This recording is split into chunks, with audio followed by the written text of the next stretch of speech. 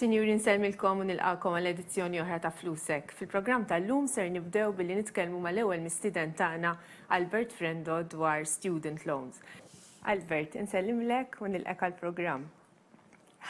Kif għadt fl-introduzzjoni ħanibdew bis-suġġett ta' student loans illum, propjament f'dan ix-xahar ta' Ottubru fejn ħafna studenti bdew l-istudji tagħhom l-universitajiet barra f'Malta u anke l-MCAS forsi u Sixth Forms u huwa suġġett li forsi ma tantx nitkellmu daqshekk fuq in ġenerali.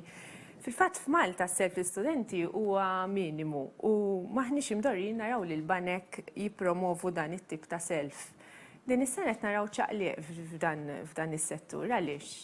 Interessanti fil-fatt Malta bħal kull erja soħra huwa fenomenu li naturalment dak li jiġri fl-Ewropa li aħna naturalment parti minna jieħu ċertu żmien sakemm jilħaq l-ixtut tagħna. U naħseb l-self l-istudenti mhijiex eċċezzjoni. Naturalment ikun hemm raġunijiet storiċi u kulturali, kif tafu ħafna mill-istudenti jirċievu naturalment l-istudju tagħhom b'xejn. Pero naturalment iktar ma' soċjetà tavvanza, iktar ikollok studenti b'aspettattivi ikbar. Again, l-aspettattivi ikbar sal-lum ħadd kienet ħares lejn il-gvern biex jagħti l-grants. Il-grants għandhom limitu kemm il-gvern jista' jagħti grants naturalment lill-istudenti, u allura naturalment wieħed ħares lejn modi oħra kif jiffinanzja l-istudju u jiffinanzja l-istudenti. Issa fil-bidu ta' sena skolastika naraw is-soltu ħafna preżenza tal-banek f'dawn il-lokalitajiet edukattivi frekwentati mill-istudenti. Fil-fatt fl-ewwel ġimgħat ta' Ottubru ġeneralment ikun hemm Freshers Week u ħafna banek differenti tellaw stands ikunu qed jippromovu l-prodotti tagħhom. X'informazzjoni tkun qiegħda tiġi mogħdija? Naturalment l-istudenti sal-lum kienu meqjusa ħanuża l-kelma tal-marketing catch them young, ġifieri kulħadd jaf, kull bank jaf li l-istudent naturalment huwa l-professjonista għada, huwa l-ispeċjalista tagħha, u naturalment iktar ma jkollok relazzjoni kmieni ma' dil persuna, naturalment iktar għandek ċans li jkollok relazzjoni fit-tul. Allura daw students fresher weeks u eccetera, naturalment huma bażi fej il-banek jisibixxu u jippromovu l-prodotti tagħhom. Normalment sal-lum kienu aktar jippromovu depositi, cards, credit cards forsi, però fejn jidħol self-propju, naturalment il-banek dejjem għadu lura. Naturalment hemm raġunijiet storiċi għal xiex il-banek għadu lura, però so far kien hemm ftit mill-inqas li dak li jkun jippromovi is-self. Issa, semmejta qabel inti li l-istudenti qed jiddeċidu iktar, qed ikun hemm iktar studenti li jiddeċidu li jistudjaw f'Malta u anke oħrajn li jażlu li jmorru barra minn xtutna. X'inhu ma jagħmlu l-banek biex jassistu lil dawn l-istudenti? So far, ġifieri meta tara s'issa naturalment il-banek kienu joqogħdu naturalment normalment fuq l-għajnuna l-istudent kapaċi iġi fuq il-mejda, xiġifieri. Ġifieri ħafna mill-istudenti naturalment kienu l-ġenituri li jagħmlu tajjeb għall-istudenti tagħhom. U dan naturalment minn irid irid isir pilot, minn irid isir veterinarju, ġifieri meta għandek ċertu mbagħad korsijiet li laqqas naturalment fl-streams normalment ma ġewx provduti, naturalment għandhom iktar challenge l-istudenti, speċjalment dawk l-istudenti determinati li jaslu naturalment fejn jixtiequ.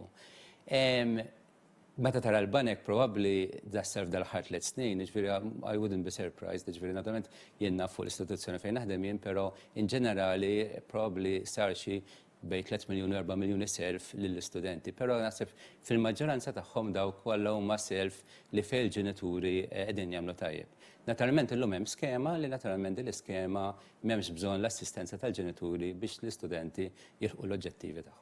Issa inti semmejt l-iskema ġifieri din li qed issir biex l-istudenti jkunu jistgħu jibbenefikaw minn self bankarju biex ikomplu l-edukazzjoni tagħhom. Di xi ħaġa naturalment li ħareġ biha il-Malta Development Bank bl-għajnuna ta' fondi tal-Ewropa u naturalment l-iskop tagħhom huwa li l-istudenti in their own right, nista' ngħidilek jiġifieri mingħajr m'għandhom bżonn li jipprovdu jew collateral jew nkella l-għajnuna tal-ġenituri jistgħu naturalment jiġu l-bank naturalment u jagħmlu l-każ tagħhom għal xiex il-bank għandu jislifhom.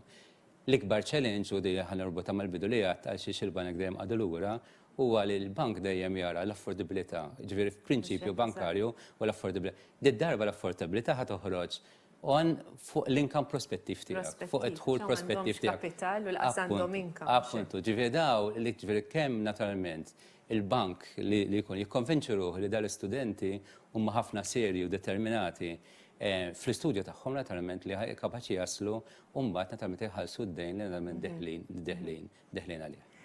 Allura, x'inhu huma l-benefiċċju ta' skema bħal din? Il-benefiċċji normalment in ġenerali aħna bħala banek dejjem nitkellmu fuq għajnuna l-SMEs, l-aġenti żgħar biex jagħmlu investimenti tagħhom, eċetera. Però di xi ħaġa sabiħ tagħha li hemmhekk għandna investiment fl-ikbar riżors li dejjem ngħidu li għandna bħala pajjiż, ir-riżors uman. Mela ultimately din l-iskema qiegħda biex il-pajjiż ikun iktar rik billi jkollu nies gradwati u mhux jew b'diplomi jew b'masters jew b'dottorat li naturalment ħajdieħlu fid-dinja tax-xogħol u għada pitada l-ekonomija tagħna tkun se iktar tikber iktar naturalment b'nies iktar struiti u kapaċi naturalment jipproduċu il-valur miżjud.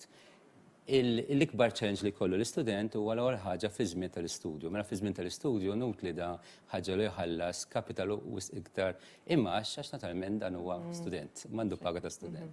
Allura naturalment l-iskema l-iktar ħaġa b'saħħitha li għandha huwa li meta fil-perjodu tal-istudju l-immax li huwa minimu ma jitħallas mill-istudent ma titħallas mid-development bank naturalment fondi flus tal-gvern li ġej mill-Ewropa. Ġifieri at that point l-iktar ħaġa b'saħħitha li m'hemmx imax jew li imax ħejġa mħallas waqt il-perjodu tal-istudju. Ġifieri għandek dak li ngħidulu bħala banek il-moratorium, ġifieri kemm kapital u kemm imax ma jitħallsux. Bil-qas kapital. Laqas kapital. Naturalment wara 5 snin il-massimu ta' 5 snin, 5 snin u 5 snin l-istudju kun lest, inti naturalment tħadd fid-dinja tax-xogħol u hemmhekk tibda tħallas il-kapital u l-imax. Però anke hemmhekk l-imax huwa affordabli ħafna u għabax ħafna, ġifieri qed nitkellmu isnu isek ħadd home loan. U barra minn hekk naturalment għandek perjodu tal-naqas 10 snin biex dan tħallsu.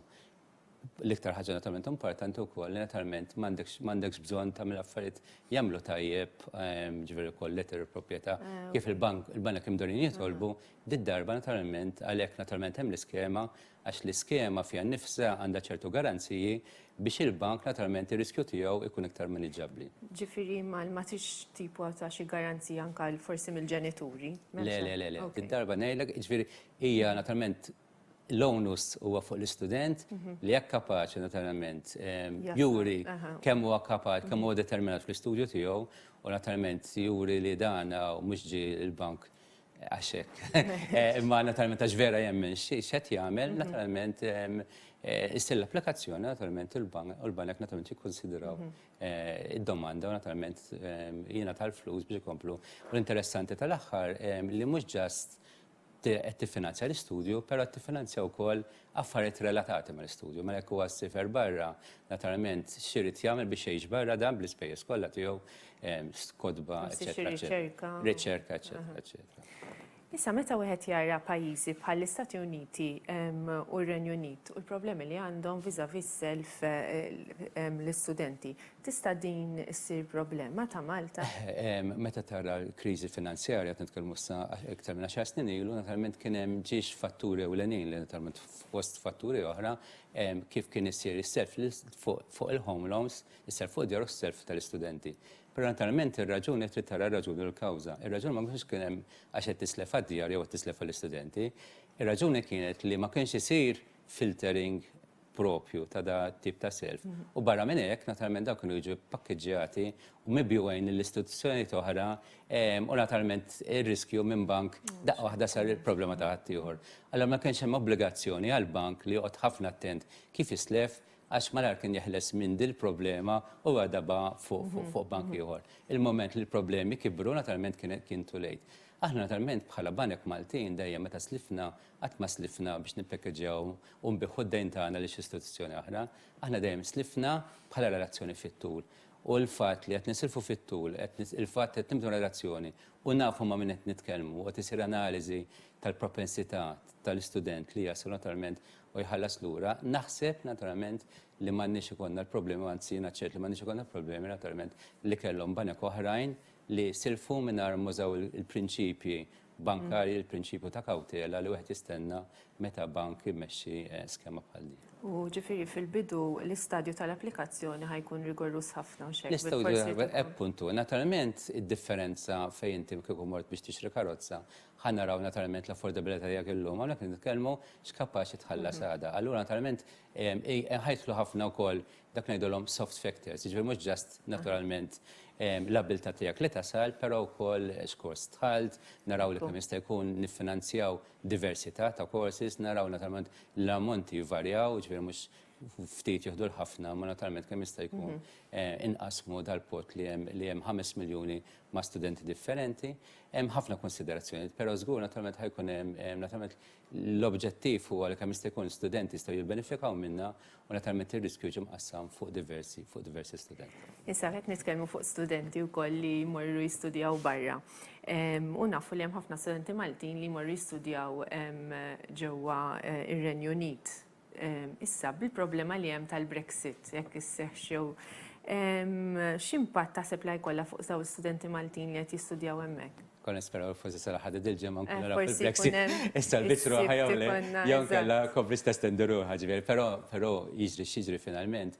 Inti hemm prattikament ġi xenarji, ġifieri xenarju naturalment li jqpa' kollox prattikament kif inhu llum naturalment jew nkella isir il-borsa ta' studju ssir iktar għalja. Ġifieri finalment naturalment l-Ingilterra bħala ekonomija b'saħħitha għandha interess li taqdi lill-istudenti u tbieħ dal-kors għax għalihom huwa income, huwa dħul, però jista' jkollok il-fatt li l-bors ta' studju jolew.